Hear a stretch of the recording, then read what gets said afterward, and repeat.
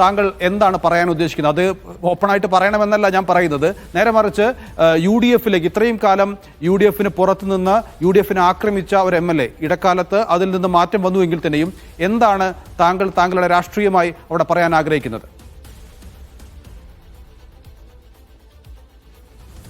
അല്ല, അവിടെ ഇന്ന് ഇപ്പോൾ അവർ നൽകിയ ധാർമ്മിക പിന്തുണക്ക് നന്ദി പറയേണ്ട ബാധ്യതയുണ്ട്. അതാണ് ഒന്നാമത്തെ കാര്യം.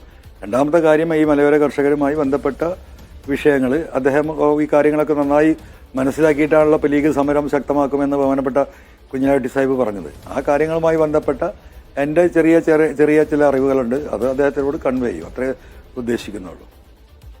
മലപ്പുറം ജില്ലയിലെ LDF MLA ആണ് താങ്കൾ. അതുകൊണ്ട് തന്നെ സ്വാഭാവികമായും ലീഗിനെതിരെ വലിയ ആക്രമണങ്ങൾ താങ്കൾ അഴിച്ചുവിട്ടിട്ടുണ്ട്. അതെല്ലാം ഇപ്പോൾ മറക്കേണ്ടി വരില്ലേ?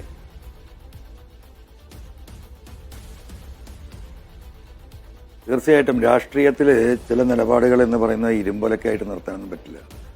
നാട്ടിലെ രാഷ്ട്രീയ സാമൂഹിക സാഹചര്യത്തിനനുസരിച്ച് രാഷ്ട്രീയത്തിലെ തീരുമാനങ്ങളിലും മാറ്റം വരും. അങ്ങനെ ഉണ്ടായ ഒരു സാഹചര്യത്തിൽ വന്നൊരു രാഷ്ട്രീയ തീരുമാനമാണ് ഇന്ന് ഞാൻ ഈ ഭരണകക്ഷിക്കെതിരെ ഉയർത്തുന്നത്. അത് ഉൾക്കൊള്ളാനുള്ള വിശാല മനസ്കത ഇവിടുത്തെ എല്ലാ രാഷ്ട്രീയ പാർട്ടികൾക്കും ഉണ്ടാവും. പ്രത്യേകിച്ച് സ്വാഭാവികമായിട്ട് മുസ്ലിം ലീഗിനെ പോലെ ഉള്ള ഒരു വലിയ രാഷ്ട്രീയ സംഘടനക്ക് വളരെ വിശാല മനസ്കതയോടുകൂടി കാര്യങ്ങൾ നോക്കിക്കാണുന്ന പാണക്കാട് തങ്ങന്മാർക്ക്, വലിയ വിട്ടുവീഴ്ച ചെയ്യുന്ന പാണക്കാട് തങ്ങന്മാർക്ക് അതൊന്നും ഒരു വിഷയമായി ഇന്നത്തെ ഒരു സാഹചര്യത്തിൽ മാറും എന്ന് ഞാൻ കരുതുന്നില്ല. അതൊക്കെ രാഷ്ട്രീയത്തിൽ അങ്ങോട്ടും ഇങ്ങോട്ടുമുള്ള വിട്ടുവീഴ്ചകൾ സ്വാഭാവികമാണ്, സാഹചര്യ അടിസ്ഥാനത്തിലാണ്. ഞാൻ എന്തുകൊണ്ടാണ് ഇത് പറഞ്ഞതെന്നും ഞാൻ എന്തുകൊണ്ടാണ് ഇങ്ങനെ നിലപാടെടുത്തതെന്നും പാണക്കാട് കുടുംബത്തിന് അറിവുള്ളതാണല്ലോ. സ്വാഭാവികമായിട്ടും ആ നീതി ഞാൻ പ്രതീക്ഷിക്കുന്നുണ്ട്. യെസ്, അഭിപ്രായം ഇരുമ്പുലക്കയല്ല എന്ന് താങ്കൾ പറയുന്നു. പക്ഷേ അഴിമതി ആരോപണം ഇരുമ്പുലക്കയല്ല, മറിച്ച് അത് ഇരുതല മൂർച്ചയുള്ള വാളാണ് എന്ന് നമുക്കൊക്കെ അറിയാം.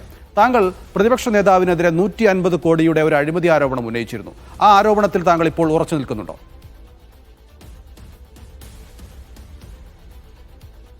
അതൊന്നും പറയേണ്ട സമയമല്ല. നിങ്ങൾ പോകുന്നത് എങ്ങോട്ടേക്കാണെന്നറിയാം. അതൊന്നും ഇപ്പോൾ പറയേണ്ട സമയമല്ല. അതൊക്കെ പൊളിറ്റിക്സിൽ കഴിഞ്ഞു പോയതാണ്. Closed chapter is closed chapter. We are trying to open the new chapters. ഞാൻ അതിലാണ് എൻ്റെ ഫോക്കസ്. അതായത് ആ ആരോപണം ഇപ്പോൾ താങ്കൾ ഓൺ ചെയ്യുന്നില്ല?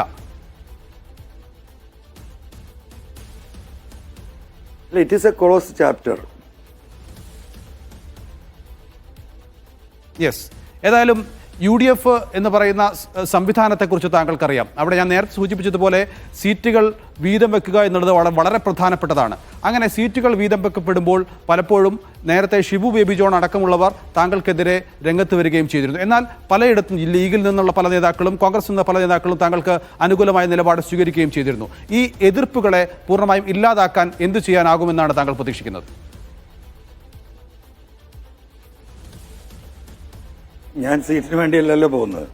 നിങ്ങൾക്കൊന്നും മനസ്സിലാവാത്തതാണ്. സീറ്റിനും അധികാരത്തിനും ആണെങ്കിൽ എനിക്ക് നിന്നിടത്ത് നിന്നാൽ പോരായിരുന്നോ? ഞാൻ ചില വിഷയാധിഷ്ഠിതമായ വിഷയങ്ങളുമായിട്ടാണ് ഈ ഗവൺമെന്റിനെയും പിണറായിയെ എതിർത്തത്. ഞാൻ അതിൽ തന്നെയാണ് നിൽക്കുന്നത്. ആ പോരാട്ടം തന്നെയാണ് ഞാൻ തുടരുന്നത്. ആ പോരാട്ടത്തിലൂടെ കേരള ജനതക്കും പ്രത്യേകിച്ച് ഈ വിഷയത്തിൽ മലയോര ജനതക്കും ആശ്വാസമുണ്ടാക്കി കൊടുക്കുക എന്നതാണ് എൻ്റെ ഡ്യൂട്ടി. അല്ലാതെ ഞാൻ എൻ്റെ സീറ്റ് തേടി നടക്കില്ല. എനിക്കതിന് കാര്യമില്ല. എനിക്കൊരു MLA ആവണമെന്നോ ഒരു പഞ്ചായത്ത് മെമ്പർ ആവണമെന്നോ എനിക്കങ്ങനെ ഒരു ആഗ്രഹമില്ല. അതല്ലെങ്കിൽ ഇവിടെ ജീവിക്കാൻ കഴിയില്ല എന്നില്ല തോന്നലുമില്ല. ഇതൊന്നുമില്ലാതിരുന്ന സമയത്തും ഈ ജനങ്ങളെ സഹായിക്കാനും അവരുടെ വിഷയത്തോടൊപ്പം നിൽക്കാനും PV അൻവറിന് സാധിച്ചിട്ടുണ്ട്. അതുകൊണ്ടാണല്ലോ PV അൻവർ കൈവിട്ടുമ്പോൾ ഇപ്പോഴും ആളുകൾ വരുന്നത്. രാഷ്ട്രീയത്തിൻ്റെ അടിസ്ഥാനത്തിൽ മാത്രമല്ലല്ലോ, അത് വ്യക്തിപരമായിട്ടുള്ള ബന്ധങ്ങളാണ്, എൻ്റെ നിലപാടിൻ്റെ ഭാഗമാണ്. അതുകൊണ്ട് എനിക്ക് MLA ആവാനും എനിക്ക് പഞ്ചായത്താകാനും ഒന്നുമല്ല ഞാൻ UDF ആയിട്ട് ചർച്ച നടത്തുന്നത്. ഞാൻ ഈ ജനങ്ങൾ നേരിടുന്ന കാതലായ ഇത്തരം വിഷയങ്ങളിൽ UDFനോടൊപ്പം നിന്ന് ഈ പിണറായി സർക്കാരിനെ താഴെ ഇറക്കുക എന്ന ഒരൊറ്റ മുദ്രാവാക്യമേ എൻ്റെ മുന്നിലുള്ളൂ. ഞാൻ എന്ത് എന്നത് എന്നെ സംബന്ധിച്ച് ക്വസ്റ്റ്യൻ അല്ല. യെസ്, പക്ഷേ പാലക്കാട് ഉപതെരഞ്ഞെടുപ്പ് നടന്ന സമയത്ത്, ചേലക്കര ഉപതെരഞ്ഞെടുപ്പ് നടന്ന സമയത്ത് താങ്കൾ ഇങ്ങനെ UDFന് പിന്തുണയ്ക്കുകയല്ല ചെയ്തത്. നേരെ മറിച്ച് DMKക്ക് ഉള്ള സ്വാധീനം എത്രത്തോളം ഉണ്ട് എന്ന് ബോധ്യപ്പെടുത്താനുള്ള ശ്രമമാണ് താങ്കൾ നടത്തിയത്.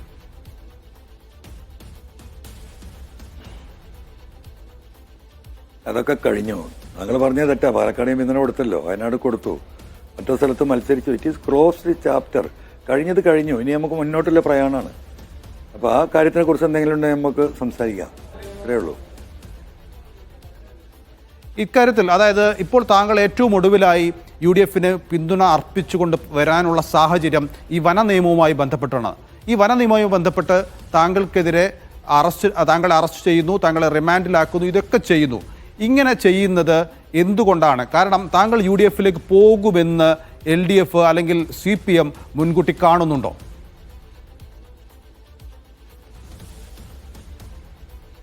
അല്ല, ഇതൊരു വളരെ കാതലായ ഒരു ക്വസ്റ്റ്യനാണ്. ഇതാണ് ഈ രീതിയിലുള്ള അർജന്റായിട്ടുള്ള ഒരു അറസ്റ്റും ഭീകരമായ ഒരു അറസ്റ്റും ഉണ്ടായത്. കാരണം നിങ്ങൾക്കറിയാം, കഴിഞ്ഞ ഒരാഴ്ചയായിട്ട് ഇവിടെ നടക്കുന്ന ചില വാർത്തകളും ഡിസ്കഷൻസും ഒക്കെ CPM ഉൾപ്പെടെയുള്ള ചില MLA മാരും ചില മുൻ MLA മാരും പാർട്ടി ലീഡർഷിപ്പിലെ ചില ജനനേതാക്കളും ഒക്കെ എൻ്റെ കൂടെ വരുന്നു എന്നൊരു സൂചന ഇവിടെ ഡിസ്കഷൻ വന്നാണല്ലോ. അതിൽ ചില വസ്തുതകളുണ്ട്. ആ വസ്തുതകൾ എന്നെക്കാളും അറിയുന്നത് കേരളത്തിൻ്റെ പോലീസും CPM-ആണ്. കാരണം സംശയിക്കുന്ന എല്ലാ പോലീസ് നേതാക്കന്മാരുടെയും ഫോൺ ഡീറ്റെയിൽസും കാര്യങ്ങളും അവർ ഒബ്സർവ് ചെയ്യുന്നുണ്ടാവും. സ്വാഭാവികമായിട്ടും അങ്ങനെ ഒരു സാഹചര്യം വന്നാൽ അത് CPM-നെ സംബന്ധിച്ച് താങ്ങുന്നതിലപ്പുറമാണ്. അതിനെ തടയിടാൻ എന്താണ് എന്നെ ഉള്ളിലാക്കിയാൽ അത് തീർന്നു. അപ്പോൾ അതൊരു ഭീകരമായ അന്തരീക്ഷം സൃഷ്ടിച്ചിട്ടാവണം. ഗവൺമെൻറ് ഒരിക്കലും എനിക്ക് ജാമ്യം കിട്ടുമെന്ന് പ്രതീക്ഷയല്ല. ബഹുമാനപ്പെട്ട ജുഡീഷ്യറിയുടെ വിശാലമായ കാഴ്ചപ്പാടിൻ്റെയും അവരുടെ കാഴ്ചയുടെയും അടിസ്ഥാനത്തിലാണ് എനിക്ക് ബെയിൽ കിട്ടിയിട്ടുള്ളത്. എന്നെ ബെയിലില്ലാതെ ഉള്ളിലാക്കി അവർ പുതുതായിട്ട് ഇപ്പോൾ കഴിഞ്ഞൊരു 3-4 മാസം കൊണ്ട് ഈ അജിത് കുമാറിനും ശശിക്കുമെതിരെ പറയാൻ തുടങ്ങിയതിനു ശേഷം പല ജാതി FIR-കൾ പല സ്റ്റേഷനിലും കിടക്കുന്നുണ്ട്. എനിക്ക് തന്നെ അറിയില്ല ഏതൊക്കെയാണ് കേസ് എടുത്തിട്ടുള്ളത്. ഇതെല്ലാം കൂട്ടിക്കുഴച്ച് കൊണ്ടുവന്ന് ഫോൺ ചോർത്തൽ ഉൾപ്പെടെയുള്ള കേസുകൾ എൻ്റെ പേരിൽ ചാർജ് ചെയ്ത് എന്നെ ഒരു 3 മാസമോ 6 മാസമോ തടവിൽ വെക്കാം എന്നവർ കണക്കുകൂട്ടിയിട്ടുണ്ടാകും. പക്ഷേ ബഹുമാനപ്പെട്ട ജുഡീഷ്യറി വളരെ വിശാലമായി ഈ വിഷയത്തെ കാണുകയും നിയമപരമായിട്ടുള്ള നീതിപൂർവമായിട്ടുള്ള ഒരു ജഡ്ജ്മെന്റ് വരികയും ചെയ്യുന്നതുകൊണ്ടാണ് ഞാൻ പുറത്തു വന്നത്. അതല്ല ഞാൻ ചോദിക്കുന്നത്, നേരത്തെ ഇതുപോലെ ഫോൺ ചോർത്തൽ അടക്കമുള്ള കേസുകളിൽ താങ്കളെ ഉൾപ്പെടുത്തി ഒറ്റ കാര്യം, ഈ ഫോൺ ചോർത്തൽ അടക്കമുള്ള കാര്യങ്ങളിൽ താങ്കളെ ഉൾപ്പെടുത്തി താങ്കളെ നേരത്തെ തന്നെ ജയിലിൽ അടയ്ക്കാമായിരുന്നല്ലോ. പക്ഷെ അത് ചെയ്തില്ല. നേരെ മറിച്ച് ഏറ്റവും ഒടുവിൽ ഇപ്പോൾ കഴിഞ്ഞ ദിവസം മാത്രമാണ് ഈ ഒരു വിഷയത്തിന് ഫോറസ്റ്റ് സ്റ്റേഷൻ ആക്രമണ കേസുമായി ബന്ധപ്പെട്ട് താങ്കൾ അറസ്റ്റ് ചെയ്യുന്നത്. അത് ഏറ്റവും ഒടുവിലായി വളരെ പെട്ടെന്ന് ധൃതി പിടിച്ച് താങ്കൾ അറസ്റ്റ് ചെയ്യുന്നതിന് പ്രത്യേകിച്ച് എന്തെങ്കിലും കാരണമുണ്ടായി എന്ന് താങ്കൾ തോന്നുന്നുണ്ടോ?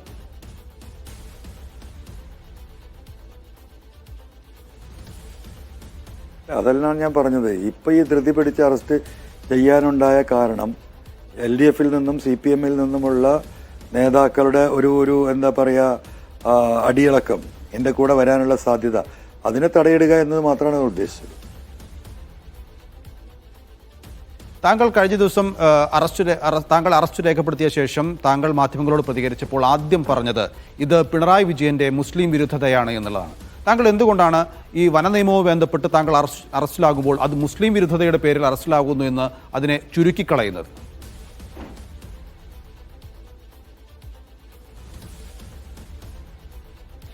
സ്വാഭാവികമായും പാർലമെന്റ് തെരഞ്ഞെടുപ്പിന് ശേഷം CPM-ലുണ്ടായ മാറ്റം നമ്മളെല്ലാവരും കണ്ടുകൊണ്ടിരിക്കുകയാണ്. മൃദു ഹിന്ദുത്വത്തിൽ നിന്ന് ഭൂരിപക്ഷ മൃദുതയിലേക്ക് CPM കളം മാറ്റി ചവിട്ടുകയാണ്. പ്രിയങ്ക ഗാന്ധി ഉൾപ്പെടെയുള്ളവർക്ക് വോട്ട് ചെയ്ത് ജയിപ്പിച്ച മുസ്ലിങ്ങൾ വർഗീയവാദികളാണ്, ഭീകരവാദികളാണ് എന്ന് ഇവിടെ ചർച്ച ചെയ്യപ്പെടുകയാണ്. പോളിറ്റ് ബ്യൂറോ അങ്ങനെ തന്നെ അത് ഡിക്ലെയർ ചെയ്യാണ്. മുഖ്യമന്ത്രി അത് എൻഡോസ് ചെയ്യാണ്. ഈ എൻഡോസ് ചെയ്തതിൻ്റെ പിറ്റേ ദിവസം തൊട്ട് കേന്ദ്ര മന്ത്രിമാർ ഈ വിഷയം, ഈ പറയുന്ന പ്രിയങ്ക ഉൾപ്പെടെയുള്ളവർ പാർലമെന്റിലെത്തിയത് കേരളത്തിലെ മുസ്ലിം തീവ്രവാദികളുടെ വോട്ട് വാങ്ങിയതാണ് എന്ന് ഇന്ത്യയിലെ മുഴുവൻ സംസ്ഥാനങ്ങളിൽ സംസാരിച്ചു കൊണ്ടിരിക്കുകയാണ്. അങ്ങനെയുള്ള ഒരു സാഹചര്യത്തിൽ ഇവരുടെ ഈ നിലപാടിനെ അതിശക്തമായിട്ട് ചോദ്യം ചെയ്തിട്ട ഒരാൾ ഞാൻ പല ഘട്ടത്തിൽ ഈ വിഷയങ്ങൾ പറഞ്ഞിട്ടുള്ളതാണ്. അപ്പോൾ ഒരു മുസ്ലിം ലീഡർഷിപ്പ് അവർക്കെതിരെ ഈ രീതിയിൽ വളർന്നു വരുന്നത് ഈ മുസ്ലിം വിരുദ്ധത ഈ നാട്ടിൽ പരത്താൻ ശ്രമിക്കുന്ന CPM-നെ സംബന്ധിച്ച് വലിയ തലവേദനയാകും. ആ നിലക്കുള്ളൊരു കാഴ്ചപ്പാട് ഈ വിഷയത്തിലുണ്ട്. അതുകൊണ്ടാണ് ഞാനത് അങ്ങനെ സൂചിപ്പിച്ചത്.